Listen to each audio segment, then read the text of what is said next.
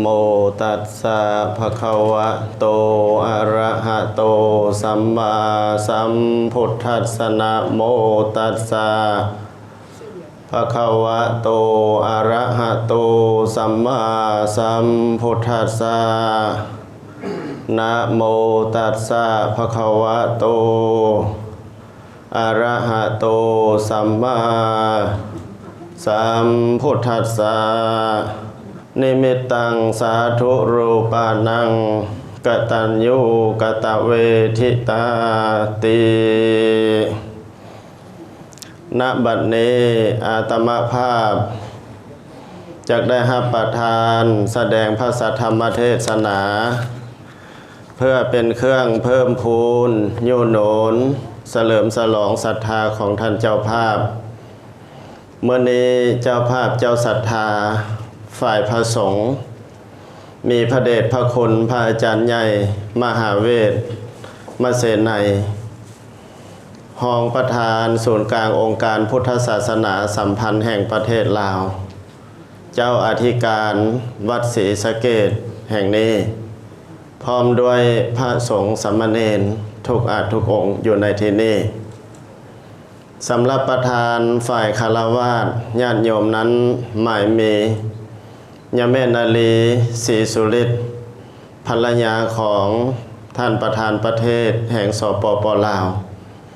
พร้อมด้วยทายกอุปสกอุปสิกาออกตนญาติโยมสาวนครหลวงเวียงจันทร์ได้พร้อมเพียงการบำเพ็ญบุญกุศลอยู่ที่วัดศรีสะเกษแห่งนี้ปรารภเรื่องการเฮ็ดบุญทักขิณานุปทานอุทิศไปฮอดไปถึงพระเดชพระคุณเจ้าคุณมงคลไสยสิทธิ์หรือที่เฮาฮู้กันทั่วไปว่าญาท่านมหาเขียนสิริมังคโลซึ่งเพิ่นเป็นเจ้าอธิการอยู่ที่วัดโบสถ์ตำบลบ้านเลือกอำเภอโพธารามจังหวัดราชบุรีราชอาณาจักรไทยซึ่งได้มรณภาพไปแล้วนั้นญาติโยมพุทธศาสนิกชนที่ฮักแพงทั้งหลายพอว่ามาฮอดจุดนี้หลายท่านก็คงจะสงสัยว่าเป็นหยังพระเดชพระคุณญาท่านเพิ่นอยู่ที่อำเภอโพธารามจังหวัดราชบุรีเฮาจึงได้มาเฮ็ดบุญอุทิศหาเพิ่นอยู่ที่วัดศรีสะเกษนี้ก็มีที่ไปที่มาอยู่ว่าพระเดชพระคุณญาท่านมหาเขียนสิริมังคโลเป็นพระเถระองค์หนึ่งที่มีคุณูปการต่อองค์การพุทธศาสนาและต่อประชาชนลาวเฮาหลายสมควรอีกองค์หนึ่งสาเหตุที่เพิ่นมีความฮักความแพงกับพระสงฆ์สามเณร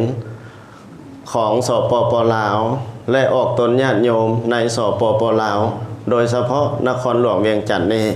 แม่นมีที่ไปที่มาอยู่ว่าเพิ่นนั้นเป็นลูกเป็นหลานเป็นทายาทของคนลาวชาวเวียงจันทน์ที่ได้ย้ายถิ่นฐานไปตั้งหลักปักฐานอยู่ที่อำเภอโพธารามจังหวัดราชบุรีในราชอาณาจักรไทยในการย้ายถิ่นฐานของคนลาวเฮานั้นถ้าเฮาจะหวนคืนถึงประวัติศาสตร์ก็ขออนุญาตเว้าตามความเป็นจริงเพราะว่าในระยะนั้นเป็นสมัยศักดินาในการปกครองในยุคก่อนเมื่อ200กว่าปีก็จะบ่คือในปัจจุบันนี้ที่กรุงศรีสัตนาคณหุตลานซางห่มขาวเวียงจันทน์ได้ปกครองโดยพระเจ้าสิริบุญญสารในครั้งนั้นได้เกิดสงครามขึ้นอยู่ที่เมืองเวียงจันทน์นั้นได้แก่ถ้าเทียบกับทางสยามประเทศกับแม่นสมัยกรุงธนบุรีพระเจ้ากรุงธนบุรีได้มอบให้เจ้ามหากษัตริย์ศึกซึ่งผ่านมาก็คือเจ้าชีวิตรัชกาลที่1ของรัตนโกสินทร์ในสมัยนั้นเพิ่นได้ยกทัพเข้ามาตีเมืองเวียงจันทน์ เมื่อมาตีเมืองเวียงจันทน์ได้สำเร็จแล้ว เพิ่นได้กวดตอนเอาประชาชนลาวชาวนครหลวงเวียงจันทน์นี่ลงไปภาคกลางของสยามประเทศนั่นก็คือเอิ้นว่าคนลาวเวียงได้เอาไปตั้งถิ่นฐานอยู่หลายๆจังหวัดในปริมณฑลสำหรับชนที่เป็นสร้างสกุลสร้างหรือว่าชนชั้นสูงนั้นเพิ่นได้ไว้ทางฝั่งกรุงธนบุรีและก็ฝั่งรัตนโกสินทร์คือกรุงเทพในปัจจุบันนี้ตัวอย่างเราจะเห็นได้ว่าถ้าหากเป็นสร้างตีคำเพิ่นจะเอาไปตั้งลักปักฐานอยู่ที่ชุมชนวัดอนงคารามเป็นหมู่บ้านสร้างคำถ้าหากแม่นชนชั้นสูงที่เป็นเจ้าขุนมูลนายเพิ่นจะไว้ทางฝั่งกรุงธนนั่นก็คือเขตวงเวียนใหญ่เฮาเอิ้นว่าชุมชนบางไส้ใกล้อันนี้เป็นหมู่บ้านลาวและปัจจุบันนี้หมู่บ้านลาวในจุดนี้ก็ยังมีศาลของพ่อปู่พ่อตาหมู่บ้านลาวเอิ้นว่าเจ้านันทเสนเจ้าอินทเสนเพิ่นได้ตั้งสุสานไว้หั่นคำว่าเจ้าอินทเสนเจ้านันทเสนนี่แม่นไผก็แม่นโอรสหรือว่าลูกสายของเจ้าสิริบุญญาสารซึ่งมีเจ้านันทเสนเจ้าอินทเสนเจ้าอนุวงศ์เจ้าพรหมวงศ์และหลายๆพระองค์ซึ่งเพิ่นจับไปเป็นเสลยซึกไว้ในขณะนั้นได้สร้างบ้านแปลงเมืองอยู่ในบริเวณนี้จึงเอิ้นว่าชุมชนบางไส้ไก่หมู่บ้านลาวจนสืบทอดมาฮอดปัจจุบันนี้และอีกหลายๆจุดในการที่เอาคนลาวไปอยู่ในภาคกลางเวลาผ่านมาจนฮอด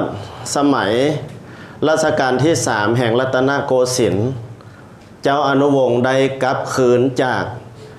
สยามประเทศคือจากกรุงธนบุรีมาปกครองเมืองเวียงจันทน์เอิ้นว่าเมืองศรีสัตนาคณหุฏนี้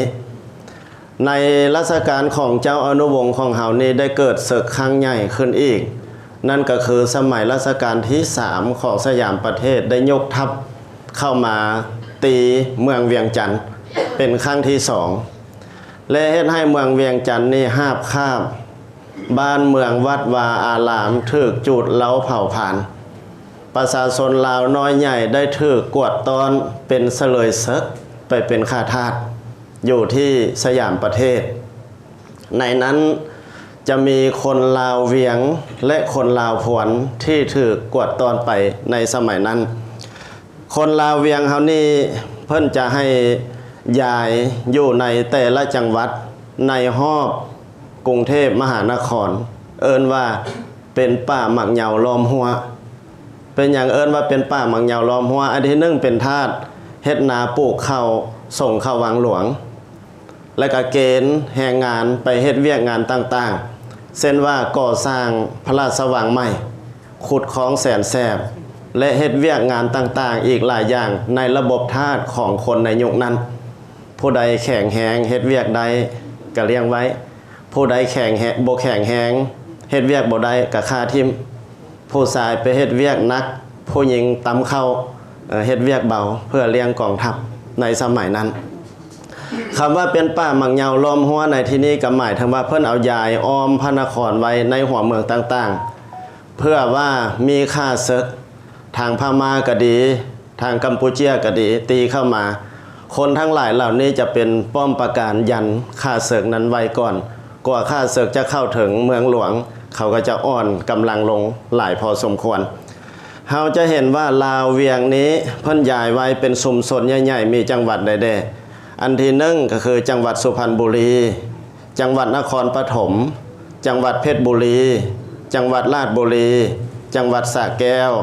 จังหวัดกาญจนบุรีจังหวัดอุตรดิตถ์และจังหวัดอุทัยธานีอันนี้เป็นคนลาวชาวเวียง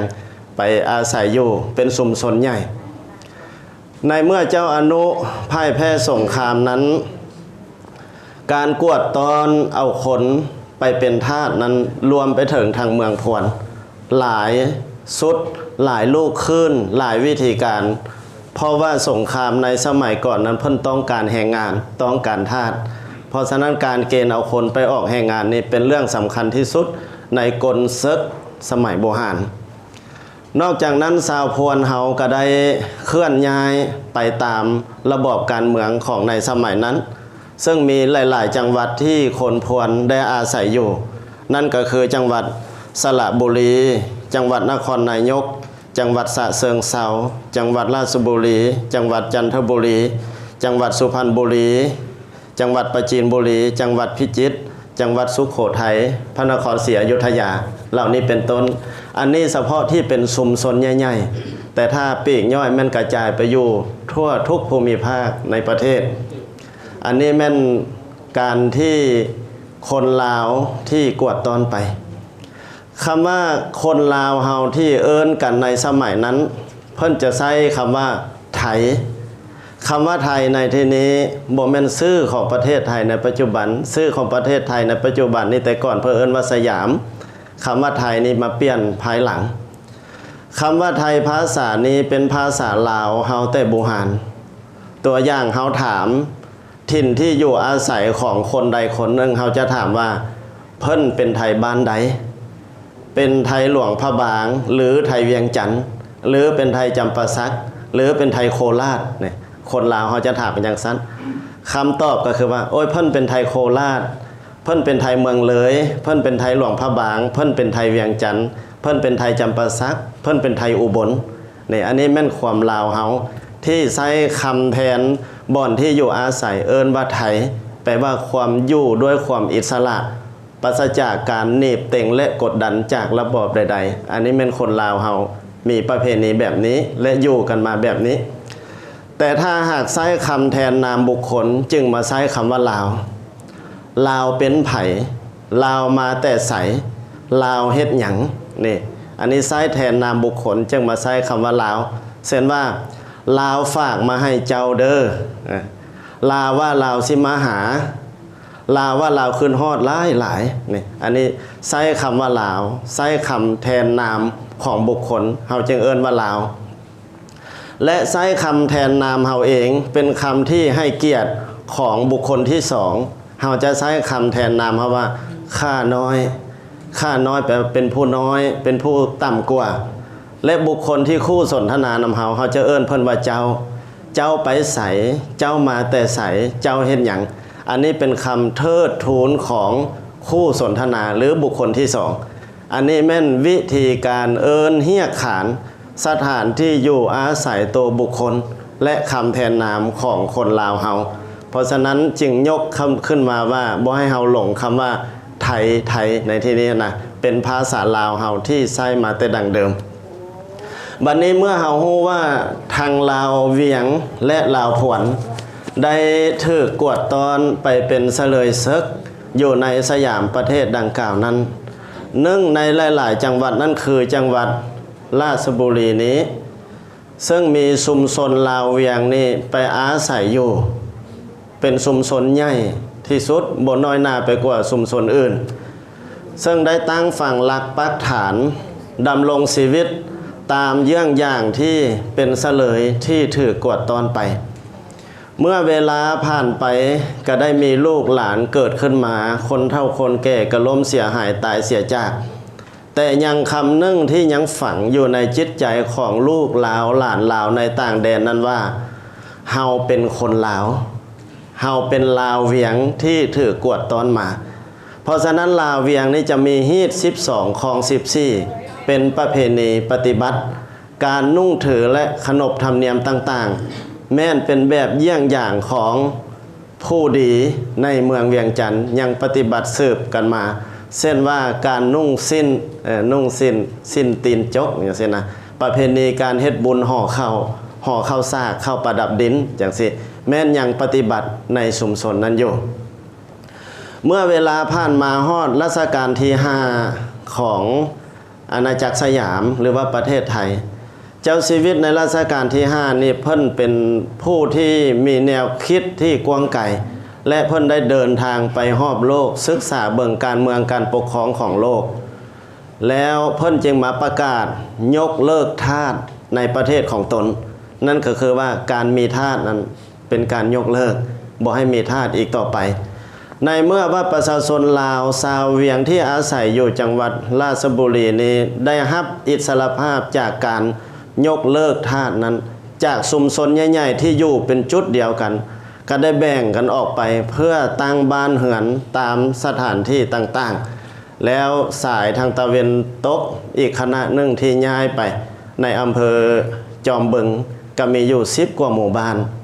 และก็อีกฝ่ายหนึ่งก็แยกย้ายมาทางทิศตะเวนออกมาตั้งบ้านตั้งเมืองอีกก็มีอีก10 หมู่บ้านใน10 หมู่บ้านนี้เป็นอำเภอโพธารามในปัจจุบันนี้ซึ่งบ้านใหญ่ๆเอิ้นว่าบ้านเลือกก็คือบ้านของญาท่านมหาเขียนเฮานี้เป็นบ้านเลือกในเมื่อญาท่านมหาเขียนเฮาได้เกิดขึ้นมาในโลกนี้แล้วก็ได้รับความซึมซับจากผู้เฒ่าผู้แก่เล่าสู่ฟังตลอดคำว่าลาวเวียงนั้นแม่นไผมาจากไสจนว่ามาฮอดประเทศลาวเฮาเปลี่ยนแปลงระบอบการปกครอง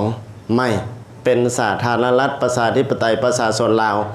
บ้านเมืองดีพีเมืองกวางเฮาเดินทางไปฮอดมาถึงซึ่งกงกับพระเดชพระคุณญาท่านใหญ่มหาเขียนก็เป็นพระเถระที่มีบุญญาธิการมีบารมีเพ่งสมภารพอสมควร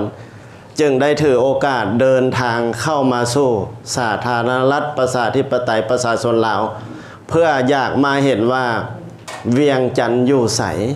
คนลาวเป็นคนจังใดมีชีวิตการเป็นอยู่แบบใดจะคือกันกับปู่กับย่าเคยเล่าให้ฟังนั้นหรือบ่ในเมื่อเพิ่นเข้ามาฮอดสาธารณรัฐประชาธิปไตยประชาชนลาวก่อนที่จะเดินทางเข้ามาเพิ่นมีพระสหายภาษาลาวเขาเอิ้นว่าเป็นเสี่ยวนะมีพระสหายอยู่องค์หนึ่งที่ลมกันได้ทุกเรื่องเข้าอกเข้าใจกันดีนั่นก็คือญาท่านใหญ่มหาสาลีกันตะสีโลวัดป่านครน้อยเป็นสหธรรมที่ฮักแพงเมื่อเข้ามาเพิ่นก็มาหาญาท่านใหญ่สาลีนั้นก่อนมาถามข่าวประเทศชาติบ้านเมืองเป็นจังใดเพราะว่าญาท่านใหญ่มหาสาลีเพิ่นเข้ามาลาวก่อนมาตั้งแต่เป็นพระหนุ่มพ้นเมื่อมาฮู้ถึงระบบการเมืองการปกครองฮู้ถึงระบบฮีตของประเพณีวิถีชีวิตของคนลาวละเอียดแล้วเพิ่นจึงตั้งหลักว่าแต่นี้ต่อไปชีวิตที่ยังเหลือนี่จะอุทิศบูชาแผ่นดินแม่ก็คือเมืองเวียงจันทร์คือประเทศลาวอันนี้ถึงว่าจะบ่ได้เกิดอยู่ที่นี่ก็ตามแต่คำสั่งคำสอนคำบอกเล่าของเท่าเก่านั้นดังกองอยู่ในจิตสำนึกนั้นอยู่เสมอโดยเหตุนั้นเพิ่นจึงตั้งศูนย์วัฒนธรรมลาวเวียงขึ้นอยู่ที่วัดโบสถ์หลายๆท่านเคยไปเยี่ยมยามเวลาพี่น้องเวียงจันทร์ไปเยี่ยมยามเพิ่นจะจัดเป็นประเพณีลาวเวียงตอนรับมีการฟ้อนการบาสีอย่างต่างๆหลายๆอย่างในพิพิธภัณฑ์หรือว่าหอวัฒนธรรมลาวเวียงเพิ่นญาท่านมหาเขียนเพิ่นจะจัดวางแสดงไว้หลายอย่าง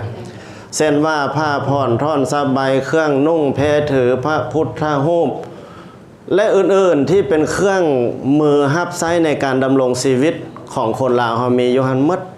พระเงินพระคำเครื่องคำของโคนต่างๆที่สมัยสงครามเฮาที่คนเก็บไปขายเก็บออกญาท่านเพิ่นไปเห็นอยู่ไซเพิ่นก็เก็บซื้อท้อนโหมไว้หนึ่งในนั้นก็คือพระพุทธรูปศักดิ์สิทธิ์องค์หนึ่งที่ประดิษฐานอยู่ในภายในสิมวัดศรีสะเกษกับแม่นเพิ่นเป็นผู้ส่งคืนมาว่าแม่นพระพุทธรูปเก่าโบราณของลาวเฮาเพิ่นอยากให้พระพุทธรูปองค์นั้นคืนมาฮอดบ้านเกิดเมืองนอนเพิ่นจึงส่งคืนมาและสิ่งอื่นๆที่อยู่ในหอวัฒนธรรมทุกวันนี้เฮายังสามารถไปเบิ่งไปชมได้สิ่งที่เฮาจัดวางแสดงพิพิธภัณฑ์บ้านเฮาบ่มีเฮาอาจจะไปเห็นอยู่นำเพิ่นนั้นเมื่อเพิ่นจัดตั้งหอวัฒนธรรมเผยแผ่ศิลปะวัฒนธรรมฮีตของประเพณีของคนลาวสาวเวียงจังซั่นแล้วทางฝ่ายประเทศลาวเฮานี่จุดเริ่มต้นในการช่วยเหลือนั่นก็คือสร้างศาลาโฮงธรรมหลังใหญ่อยู่ที่วัดป่ามหาพุทธวงศาคือวัดโศกประหลวงศาลาโศกประหลวงหลังใหญ่ๆนั้นเป็นผลงานสิ้นธรรมอิฐเพิ่นใส่ชื่อว่าหอโพธิธรรมปาละศาลานะหมายถึงว่าพระสงฆ์ญาติโยมอยู่อำเภอโพธารามมาช่วยสร้างให้เป็นบ่อนศึกษาปฏิบัติธรรมในความหมายเพิ่นยังใส่ว่าหอโพธิธรรมปาละศาลาในขณะนั้นพระสงฆ์เฮาที่จะมีรถขี่เป็นส่วนตัวนี้ก็หาได้ยากหลายญาท่านมหาเขียนได้เอารถคันนึงมาถวายแก่ญาท่านใหญ่สาลีพร้อมกับการฉลองหอโพธิธรรมปาละศาลานั้น จังเป็นคำเล่าเรือของพระสงฆ์เราโอ้ญาท่านสาลีมีรถส่วนตัวขี่แต่กี้เป็นเรื่องใหญ่ได้ที่จะมีรถขี่เนาะเป็นบ่เป็นธรรมดาที่จะได้มีรถส่วนตัวขี่อันนี้ก็เป็นคำเล่าลือกระซืบกันมาเป็นผลงานของเพิ่น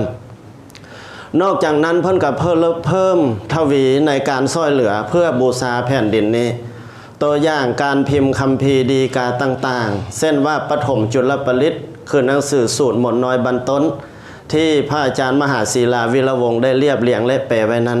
ญาติท่านเพิ่นก็ถวายปัจจัยให้องค์การพุทธศาสนาพิมพ์คืนใหม่และแจกจ่ายให้พระสงฆ์ทั่วประเทศได้ศึกษาหำเหียนและหลักสูตรการศึกษาเช่นว่าบาลีไวยากรณ์ทั้ง4ภาคแล้วก็หนังสือธรรมะภาค1ภาค2ภาค3ซึ่งในตอนนั้นเฮาบ่มีแป้นพิมพ์ภาษาบาลีได้ใช้เขียนเอาโดยแม่นลายมือของญาติท่านใหญ่มหาวรรณาสุริยวงศ์วัดมีสายเป็นผู้ลิขิตลิจนะเขียน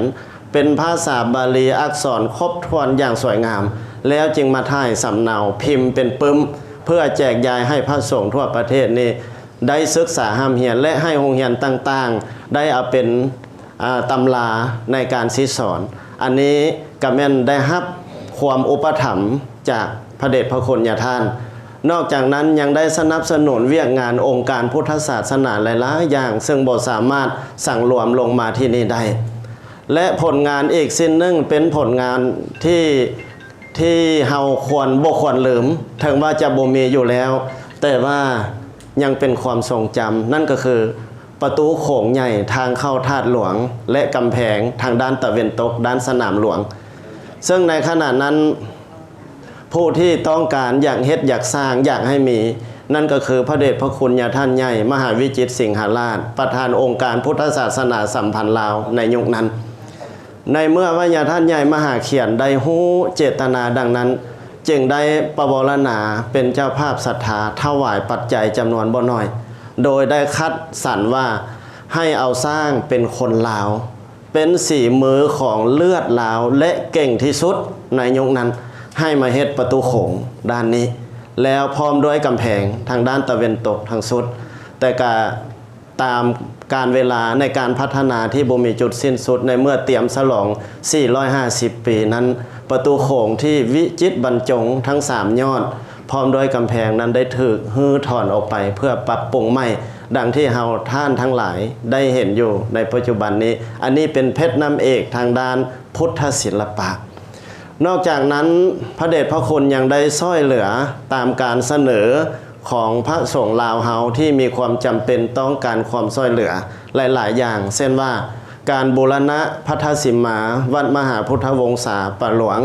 คือเครื่องมุงหลังคาและประดับเอยองพระเดชพระคุณญาท่านเป็นเจ้าศรัทธา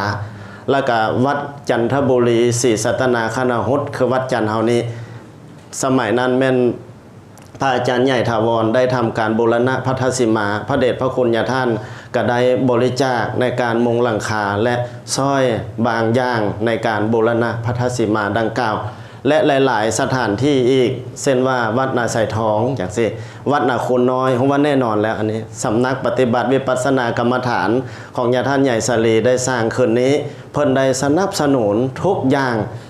เคียงบ่าเคียงไหลในการสร้างตั้งสำนักวัดป่านาคูนที่เราเห็นพ้นเด่นก็คือพระธาตุสิมาหลังใหญ่ๆสูงๆอยู่วัดป่านาคูนน้อยนั้น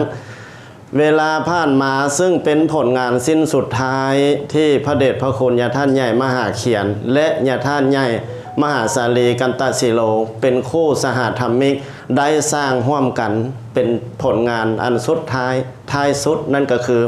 โรงพยาบาลสงฆ์หรือโรงหมอสงฆ์เมืองนาไซทองอันนี้เพิ่นได้สร้างร่วมกันเป็นสิ้นสุดท้ายหลังจากนั้นญาท่านใหญ่สาลีก็ได้มรณภาพ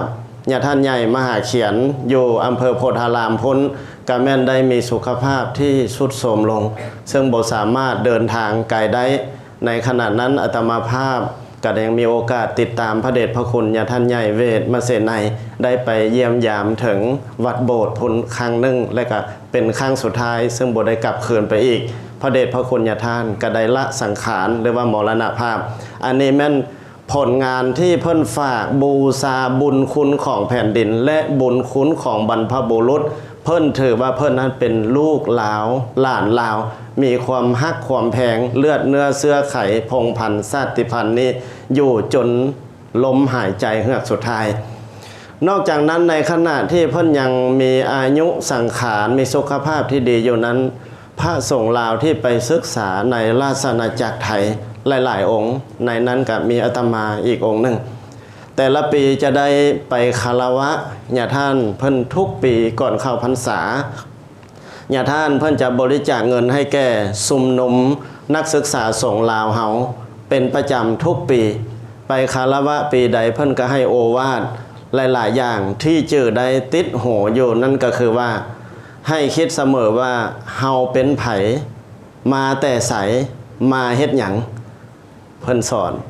หมายความว่าบ่ให้ลืมตัวเองบ่ให้ลืมบ้านเกิดเมืองนอนเฮามานี่มาเฮ็ดหยังหมายถึงว่ามาศึกษาต้องศึกษาห้ำเฮียนให้ได้ความรู้แล้วกลับคืนเมืองพัฒนาประเทศชาติบ้านเกิดเมืองนอนของเฮาอันนี้แม่นคำสอนทุกปีที่ไปคารวะแล้วเพิ่นจะให้โอวาทคำสอนในลักษณะนี้เป็นประจำอยู่ทุกปีพระสงฆ์ลาวหลายองค์ได้ไปอาศัยวัดโบสถ์นำอยู่นำยาท่านในการศึกษาห้ามเหียนจบไปก็หลายองค์และองค์ที่บ่ได้ไปอยู่นำเพิ่นก็ยังได้รับปัจจัยก็คือทุนอุปถัมภ์การศึกษาจบมาก็หลายองค์หนึ่งในนั้นอาตมาก็ได้รับความเมตตาจากพระเดชพระคุณท่านเช่นเดียวกันกับองค์อื่นๆพอมาฮอดปี2021พระเดชพระคุณญาท่านได้รับตาละสังขารจากพวกเราไปซึ่งญาติโยมส่วนหลายก็บ่สามารถเดินทางไปกราบไหว้สรีระสังขารของเพิ่นได้เพราะระยะนั้นเป็นระยะโควิดที่เริ่มเบาบางลงการเดินทางไปมาก็ยังเคร่งครัดยังมีระเบียบหลายอย่างอยู่แต่ปัจจุบันนี้ศพของเพิ่นก็ยังบ่ทันถวายหรือว่าบ่ทันได้รับพระราชทานเพลิงศพเพราะยังรอจังหวะอยู่ด้วยเหตุนั้นพระเดชพระคุณญาท่านใหญ่มหาเวทมาเสนัยในนามองค์การพุทธศาสนาสัมพันธ์แห่งประเทศลาวในนามคณะสงฆ์ลาวจึงได้เต้าโหมกำลังศรัทธาฝ่ายญาติโยมก็คือยาแม่นาลีศรีสุฤทธิ์ซึ่งเป็นมหาอุปสิกาอันดับหนึ่งในประเทศลาวเฮานี้ก็ได้เคยพบพ้อกับพระเดชพระคุณญาท่านใหญ่มหาเขียนหลายครั้งหลายหนได้แลกเปลี่ยนสนทนาธรรมได้รับธรรมะจากญาท่านหลายๆอย่างจึงได้นำพาพ่อออกแม่ออกซึ่งเป็นพุทธศาสนิกชนคนลาวที่นับถือพุทธศาสนาพร้อมเพียงกันมาบำเพ็ญบุญกุศลทักขิณานุปทานเพื่ออุทิศส่วนบุญกุศลนี้ไปฮอดไปถึงพระเดชพระคุณญาท่านพร้อมทั้งจะนำปัจจัยที่ญาติโยมมาสมทบโมทนานี้ไปมอบให้เพื่อทำศาปนกิจศพเป็นการสมทบอนุโมทนาบุญถึงว่าปัจจัยที่เราจะนำไปถวายบูชาบุญบูชาคุณญาท่านนั้นจะเล็กน้อยและบ่สามารถเทียบกับที่พระเดชพระคุณญาท่านเพิ่นได้มาช่วยเหลือประเทศลาวเฮาก็ตามแต่ทางด้านจิตใจของเฮานั้นยิ่งใหญ่ไพศาลหาประมาณและหาที่สุดบ่ได้ความเคารพฮักที่มีต่อพระเดชพระคุณญาท่านใหญ่นั้นเฮาจะตัดออกจากจิตใจบ่ได้ชื่อเสียงของญาท่านที่ดังก้องอยู่ในจิตสำนึกของเฮาเสมอในตอนที่เพิ่นมาเคลื่อนไหวช่วยเหลือประเทศลาวนั้นได้ชื่อว่าพระครูโพธารามพิทักษ์ตอนนั้นเพิ่นได้ตำแหน่งเป็นพระครูโพธารามพิทักษ์เจ้าคณะอำเภอโพธารามและต่อมาเพิ่นจึงได้เลื่อนสมณศักดิ์ขึ้นเป็นเจ้าขุนที่พระมงคลไสยสิทธิ์หรือมหาเขียนสิริมังคโลที่เฮาฮู้กันอยู่ในขณะนี้ด้วยคุณงามความดีดังกล่าวมานั้นถึงว่าเฮาจะบ่มีโอกาสได้พบกันแล้วก็ตามแต่บุญกุศลคุณงามความดีที่สร้างขึ้นครั้งนี้หวังว่าจะไปฮอดไปถึงไปเป็นปัจจัยเป็นบุญกุศลอันประเสริฐสนับสนุนให้พระเดชพระคุณญาท่านใหญ่มหาเขียนได้ไปสู่สุขติภพตามบุญสมภารและบารมีธรรมที่พระเดชพระคุณได้สร้างมาดังพระบาลีที่อาตมายกขึ้นไว้เป็นนิเขปบทณเบื้องต้นนั้นว่านิมิตตังสาธุรูปานังกตัญญูกตเวทีดังนี้เป็นต้นซึ่งแปลว่าบุคคลใดก็ตามมีความกตัญญูคือฮู้บุญฮู้คุณของบุคคลแล้วมีการตอบบุญแทนคุณใช้หนี้แทนสินเพื่อเอิ้นว่ากตเวที นี้เป็นนิมิตเป็นเครื่องหมายของคนดีและเป็นแบบอย่างที่ดีให้แก่ลูกแก่หลานสืบไปในภายภาคหน้าชีวิตยังอยู่ค้างให้คนหุ้งเห็นถึงว่าสังขารเสียสูญไปเป็นเป่าตามทอนอันซื่อเสียงและโคตรเงาเฮานั้นอย่าเสื่อมถอยควรที่เฮาภายซอยถนอมแพงฮักห่อกันไว้เฮาจักยังอยู่มันเพราะเฮานั้นฮักกันแท้แล้วพระสัทธรรมเทศนาที่อาตมาได้สาธกยกขึ้นมาสาธยายก็เห็นสมควรแก่เวลาท้ายที่สุดนี้ขอน้อมเอาคุณพระศรีรัตนตรัยคือคุณพระพุทธเจ้าคุณพระธรรมคุณพระสงฆ์บุญกุศลทั้งหลายจงเป็นตบะเป็นเดชะเป็นภรวะปัจจัยค้ำสู่พระเดชพระคุณญาท่านใหญ่มหาเวทมเสนัยองค์บิดาจารย์พร้อมด้วยพระเถรานุเถระทุกอาจทุกองค์และบุญกุศลนี้จงค้ำสู่ยาเมนาลีสิสุฤทธิ์พร้อมด้วยทายกอุปสกอุปสิกาท่านที่มาทำบุญทุกท่านให้มีแต่ความร่มเย็นผาสุขเจริญหุ่งเฮืองได้ดังมรรคดังปรารถนาทุกประการทุกท่านทุกคนเทอญ